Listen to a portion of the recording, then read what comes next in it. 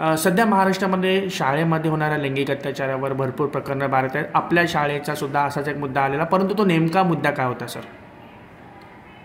कसं आहे की एक दुसरी कक्षाची जी विद्यार्थिनी आहे तिच्याशी एक आमच्या कॅन्टीन डिस्ट्रीब्युशन जो मुलगा होता त्यांनी छेडछाड अशी केली होती.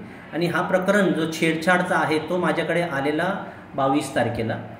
मला जसं हे समजलं की हे छेडछाड झालेला आहे तिच्याशी, म्हणजे त्यांनी तिचा हात खेचला आहे, खांद्यावरती हात लावला आहे वगैरे, असं जेव्हा माझ्या समोर हे सगळं आलं त्यावेळी मला असं वाटलं की भलेही हे छोटीशी घटना आहे, छेडछाडची असेल किंवा, पण हे रिपोर्टिंग ज्याला बोलतात की रिपोर्ट करणं हे गरजेचं आहे. त्यामुळे मी त्याच दिवशी जाऊन ह्याला रिपोर्टिंग केली आणि जे काय आहे मुलीकडनं म्हणजे जी आहे ती विद्यार्थिनी तिला विचारलं.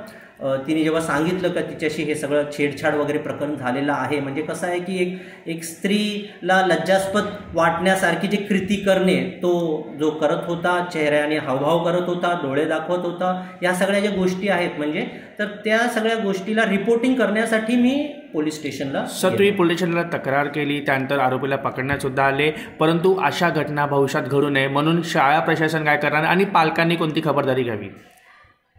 सध्या आता ऑलरेडी आमच्या शाळेत भरपूर सिक्युरिटी सिस्टम्स आहेत, 65 ते 70 कॅमेरे लागलेले आहेत.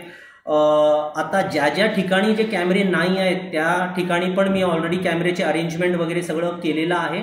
आणि प्रत्येक ठिकाणी आमच्या वॉशरूमच्या समोर, म्हणजे ते गर्ल्सचा वॉशरूम असो तर ते लेडीज असते, मॅक्झिमम स्टाफ आमचा लेडीजचाच आहे भरपूर. आणि हा फक्त जसा आमचा कॉन्ट्रॅक्टर होता त्याचा तो नेमका कर्मचारी होता.